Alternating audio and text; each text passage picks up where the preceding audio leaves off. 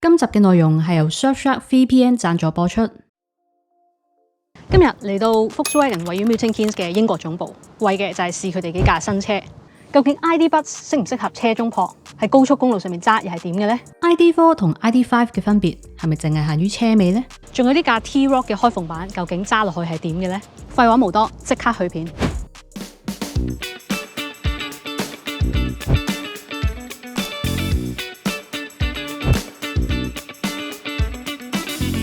上次喺 SMMT 嘅試車活動就好快咁樣睇過 ID. Buzz 嘅設計同埋內籠啦。咁今日咧都好開心可以參加到 VW 佢哋舉辦嘅一個小型試車活動啦，終於可以試揸到呢部車啦。咁同場仲有幾架車嘅，每架咧就可以有個半鐘時間，同埋之前都收集咗大家啲問題啦。今集就睇下可唔可以解答到啦。福士麵包車當年叫做 Type 2，因為佢就係用甲蟲車，即係 Type 1嘅底盤，引擎都係用佢嘅圖。推出之後咧，好快就成為60、70年代嬉皮士嘅象徵，代表自由同埋歷險，好有文化嘅意義。英國嘅 ID. Buzz 咧主要分為兩種嘅，一種就係私家車就咁叫 ID. Buzz， 另一種咧就係商用車即係貨 van 就叫 ID. Buzz Cargo。咁今日試呢架咧就係普通私家車版。咁主要嘅分別就係商用車係冇側窗嘅，前面就坐3個人，同埋車身一樣可以揀啲黃黃綠綠咁嘅。咁但係如果你要 two tone 咧，就淨係可以揀白色同埋深藍色。ID. Buzz 咧睇落都幾大架嘅，咁但係其實車長就係4.7米多少少嘅啫，即係你當係一啲 X3 啊或者 GLC 咁樣。原來咧仲短過架 Serena 嘅，咁闊度就多少少啦，比較貼近 Range Rover 或者係 Defender 嗰類車。咁啊，仲有一樣嘢要留意，咁就係佢嘅高度啦，因為佢係超過1.9米嘅。咁頭先試過周圍去一啲可能想靚景少少嘅地方啦，咁但係嗰啲停車場都有一個高度嘅限制。咁不過咧，我諗大家其實買得呢架車嘅話，應該都唔會當係腳車買餸啊或者周圍泊嘅，咁可能都係去郊外地方。咁所以我估應該問題不大。咁但係如果你喺市區行走咧，咁就要留意下啦。ID. Buzz 有好多設計嘅細節都跟足當年嘅元祖，四四方方嘅車體、V 型嘅車頭、大型嘅 VW logo， 車側有上下1分為2嘅設計 ，Two Tone 就更加係 signature 啦。以前咧就會坐正喺前軸嘅上面，而 ID. Buzz 咧亦都同以前一樣，佢嘅頭 overhang 係相當之短嘅。不過最經典嘅 split screen 咧，呢架車就冇啦。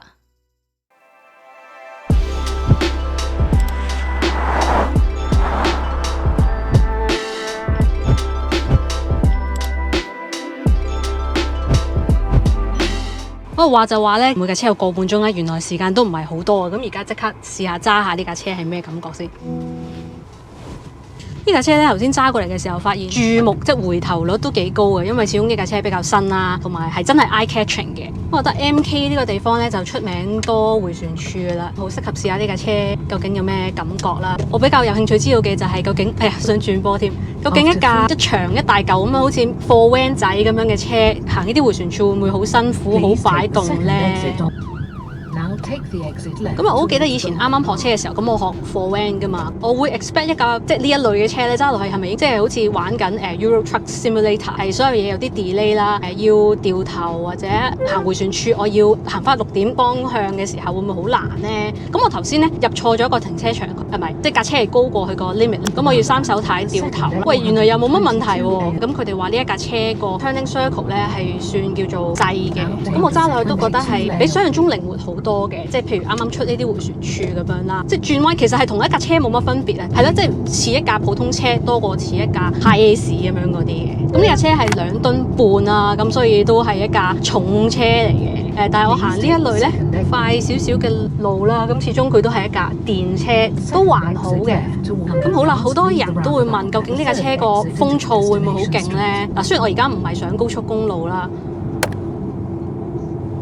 但係都比我想象中細嘅。我而家譬如可能行到30-40個 mile 啦，咁樣就開始會有少少風噪，但係我覺得算係合理狀況之內㗎啦。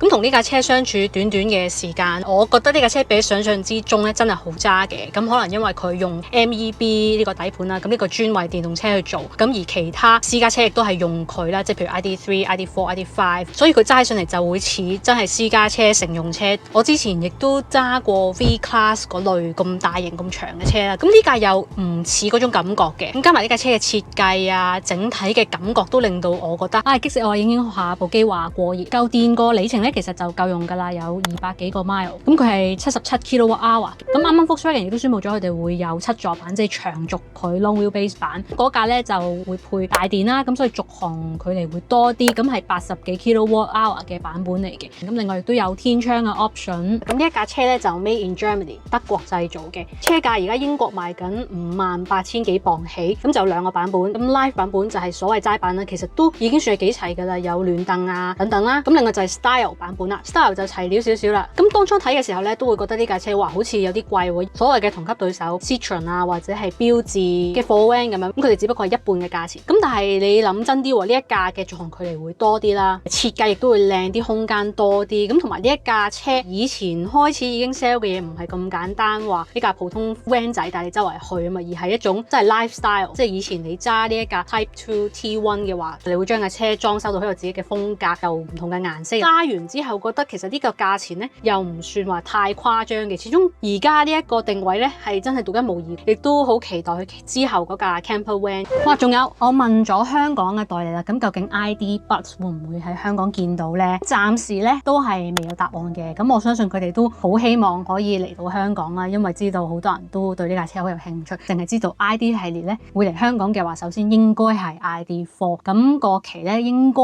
係2024年嘅第一季。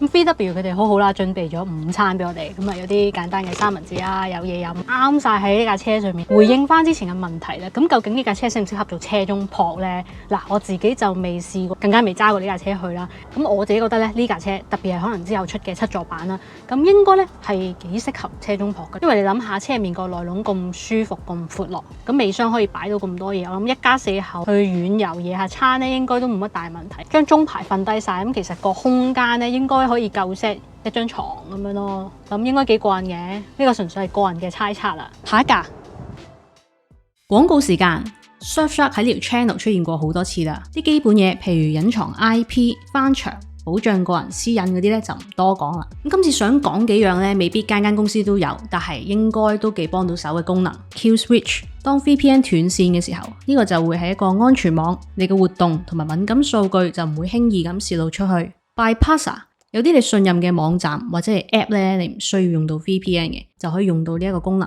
Clean Web， 簡單講就係幫你 block 廣告，減少一啲惡意軟件、釣魚程式嘅風險，同時提升瀏覽嘅速度。Cookie Blocker， 咁上網咪成日會彈一啲 pop up 出嚟叫你接受 cookies 嘅，裝咗呢個 extension 就唔需要下下咁煩啦。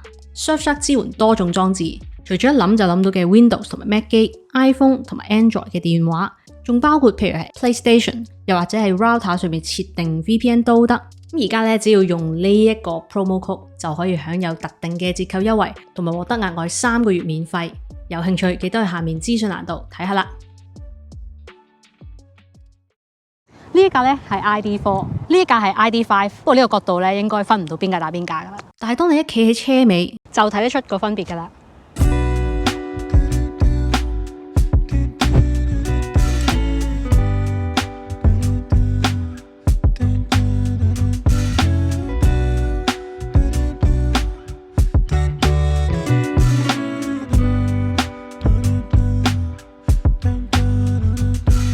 今次咧就同場有得測試 ID4 同埋 ID5， 知道香港嘅市場其實就未有 ID 系列嘅。3咧你就可以當係 Golf 嘅 size 啦，4就係類似 T 關咁樣啦。咁而5咧就係一個斜尾版。咁其實呢個做法好多車廠都會做噶啦，同門嘅 Audi Q4 Sportback e-tron 咁啦，又或者係 Skoda Enyaq 啊 Coupe 版。所以咧呢一架車唔係在於話你要測試斜尾係咪真係 sporty 啲，其實喺呢啲咁樣嘅正常路面咧，你係唔會試得出嘅，亦都唔見得會有好大嘅分別。同 ID3 一樣或者 ID Buzz 佢都係建基於喺 MEB 呢一個電動車嘅底盤嚟嘅。呢兩架車咧點解要同場測試呢？既然講到咁相似，咁福士呢邊咧就安排咗個 spec 咧都幾唔同嘅。ID4 嘅 range 就最闊，電池有52同埋77 kWh， 輸出由148匹嘅 Pure 去到299匹嘅 GTX 4Motion 都有。唔好話你哋啊，我都好亂啊。ID5 咧就簡單好多啦，清一色淨係得大電版。咁而 Volkswagen 揀俾我哋今日嘅2個版本咧就啱啱好啦，價錢非常之相近嘅。ID4 嘅話咧，佢就揀咗個大電版，亦都係高輸出版208幾匹。咁頭先試嘅 ID5 咧就係入門版 Pro 版啦，咁所以呢一架咧會見到有啲唔同嘅就係佢個 Head-up Display 啦，我覺得係幾有型幾易睇，亦都唔會好 distract 你嘅。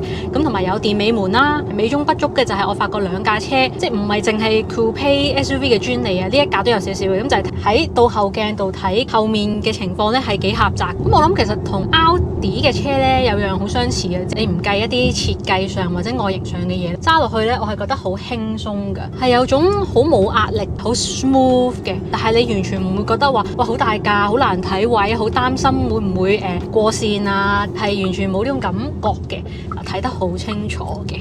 咁加埋電動車咧，啲力係話到就到㗎嘛，係嘅，佢個電池擺喺底下，咁你會覺得個重心好低，但係係咪咁樣代表好玩呢？即係你有時要知道電動車全部都係咁快㗎啦，但係快同好玩刺激係兩回事嚟㗎嘛。咁其實咧，而家呢一個 segment 嘅對手係實在係太多啦，淨係佢自己集團嘅 Q4 e-tron、Skoda Enyaq， 譬如韓國兩個 Ioniq 5同埋 EV6 啦，咁仲有 Tesla 嘅 Model Y 咧，其實要數咧可以數得好多嘅仲有 Ford Mustang 嘅 Mark E。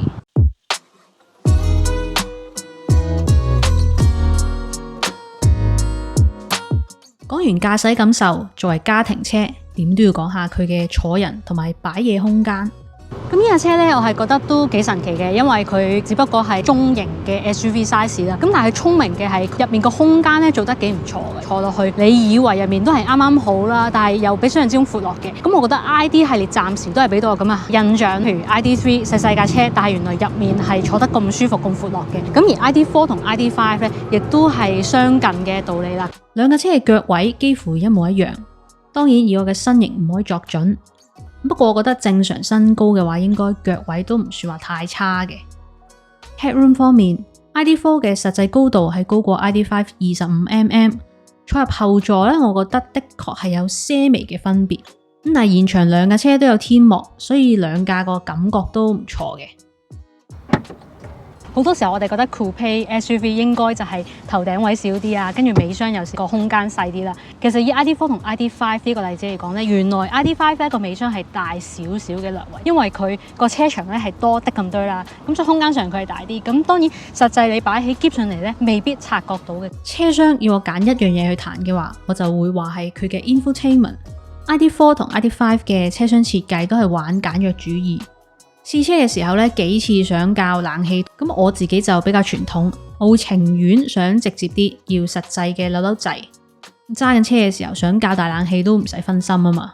好在佢哋有 over the air 嘅 update， 咁設計硬件上嘅嘢就改唔到啦，但係都希望佢嘅 user experience 可以做得越嚟越好啦。最後如果俾我嘅話，會點揀呢？首先我會揀 ID4， 主要原因都好實際，因為 ID5 嘅入門價咧都5萬幾磅，其實已經可以揀 ID4 嘅 GTX 或者係其他對手嘅車。咁之後咧我就會揀大電版，因為大電細電嘅價錢都唔係相差太遠。輸出我揀 Pro 就夠啦。Trim 咧我亦都會揀最平。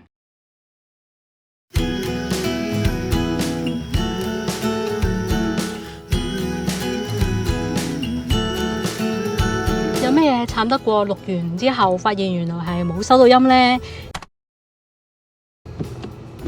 揸完電動車又跳翻上架油車，有種好吊詭嘅感覺，因為突然間覺得有翻聲好似又正常啲。呢架係開篷車啊嘛，仲要係一架開篷嘅 SUV， 咁當然佢唔係叫做唯一啦，又行錯路啦。點解又冇錄到嘅？我唔理啦。咁如果大家有印象嘅話咧，呢架唔係第一架 SUV 嘅開篷車嚟嘅。咁 Range Rover Evoque 咧，佢都有 convertible 啦，但係因為全球佢賣得唔好咧，其實已經絕咗種㗎啦。咁呢一架車咧，佢喺英國呢度咧就有兩副引擎啦，一係就 1.03 氣缸，一係咧就1.54氣缸嘅。我諗始終佢唔係一架好輕嘅車咧。你諗下，雖然佢 T-Roc 係細車咁，但係咁仲要加埋開篷又會再加重啦。好啦，激死我！其實頭先揸咗3轉 keep 住錄啦，但係因為天氣實在太熱啦，跟住佢無啦啦熄機咗好多次。咁我而家閂翻縫先，真係實在太曬啦。咁佢呢個縫咧，其實就係9秒開啦，11秒閂嘅。咁啊，當然全電動啦，咁啊快過以前 MX-5 有好多啊。咁同埋佢好似慢速嘅時候咧，亦都可以做呢個動作嘅。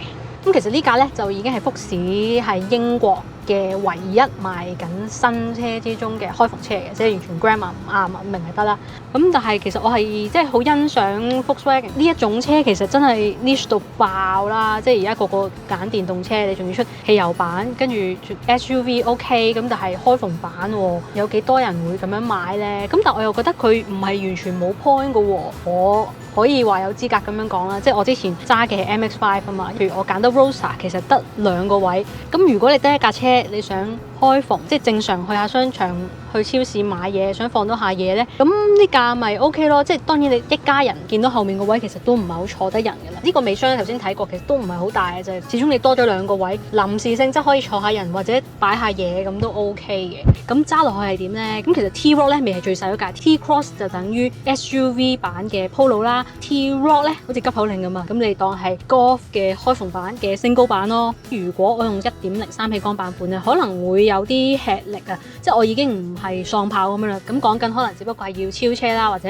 迴旋住好快咁出咧，佢有少少會要諗嘅。突然之間冇車，咁我想一踩盡油去，佢係慢嘅，佢係窒嘅。係啦，車價咁呢架咧係今日試過4架之中，以最平版本計嘅話咧，最平係當然係貴過普通版嘅 T-Roc 啦。咁你話抵唔抵咧？買開篷車從來都唔係以空間嚟計㗎啦。T-Roc 呢個 size 夠唔夠你用啦？你係咪想要一架犧牲咗重量、犧牲咗後座、犧牲咗尾箱嘅車，亦都貴啲嘅車，去換嚟夏天可以享受開篷嘅樂趣呢？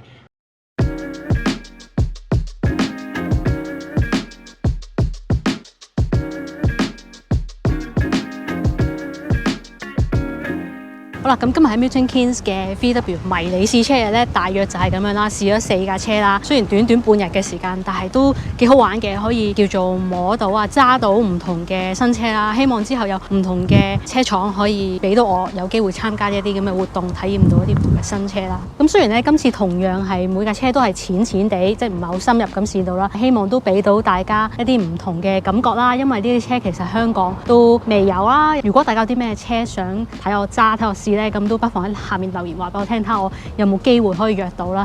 咁如果大家仲未 subscribe 嘅咧，希望大家都會支持下訂閱呢條 channel，咁呢條 channel 先可以繼續咁樣成長落去嘅。去到呢度先啦，下集再見。